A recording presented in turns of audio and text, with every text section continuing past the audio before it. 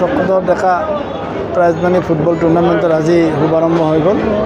আমাৰ জিলা আয়ুক্ত ডাঙৰীয়াই খেলখন আনুষ্ঠানিকভাৱে উদ্বোধন কৰিলে। খুব সুন্দৰ খেল মোকালমোৱা আঞ্চলিক ক্ৰীড়া সন্থা আৰু সোণাপুৰ স্পৰ্টছ ক্লাবৰ মাজত আজি উদ্বোধনী খেলখন অনুষ্ঠিত হৈছিল।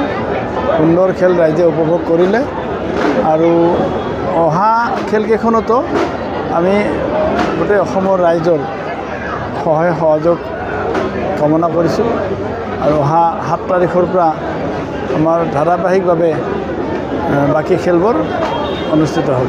এইবাৰ কিমানটা দলে অংশগ্ৰহণ কৰিছে? এইবাৰ প্ৰায় আমাৰ 10টা দলে অংশগ্ৰহণ কৰিব। 7 তাৰিখৰ পৰা মহিলা ৰেফাৰীৰ দ্বাৰা পৰিচালনা কৰা হ'ব। এইবাৰ অসম ফুটবল সন্থাই 3খন খেল মহিলা ৰেফাৰীৰ দ্বাৰা চলোৱাৰ এটা সিদ্ধান্ত লৈছে আৰু সেই অনুপাতে 7 তাৰিখৰ পৰা 7, 8, 9 এই 3খন খেল মহিলা পৰিচালকে মহিলা ৰেফাৰীয়ে সেই খেলকেইখন পৰিচালনা কৰিব। প্ৰাইজটো এইবাৰ প্ৰথম পুৰস্কাৰ 5 লাখ টকা, দ্বিতীয় পুৰস্কাৰ 3 লাখ টকা। মই দেখিছে আজি উদ্বোধনী খেল হিচাপে খুব সুন্দৰ সঁহাৰি ৰাইজৰ আৰু আমি প্ৰত্যক্ষ কৈছোঁ আমাৰ ক্ৰীড়া সন্থাৰ কাৰ্যকৰ্তাসকললৈকে বিভিন্ন অঞ্চলৰ পৰা আজি এমাহ ধৰি ফোন কৰি আছে।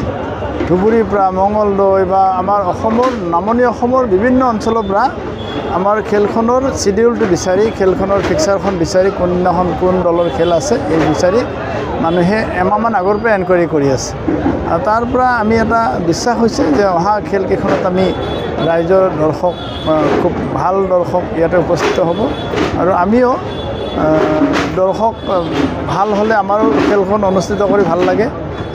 খেলুৱৈসকলে খেলি ভাল পায়, দৰ্শকৰ ছাপোৰ্ট পালে খেলুৱৈসকল আৰু উৎসাহী হয়। অহা খেলকেইখনত যাতে বহুল প্ৰচাৰ হয় তাৰ কাৰণে মই বিশেষকৈ সংবাদ মাধ্যমক আপোনালোকক অনুৰোধ জনাইছোঁ যে আমাৰ মোকালমোৱা আঞ্চলিক ক্ৰীড়া সন্থাৰ এই ট্ৰফিটোৰ যাতে ব্যাপক প্ৰচাৰ আপোনালোকে কৰি দিয়ে। যিকোনো খবৰৰ বাবে যোগাযোগ কৰক 7099017330 লগতে 7099017110 নম্বৰত।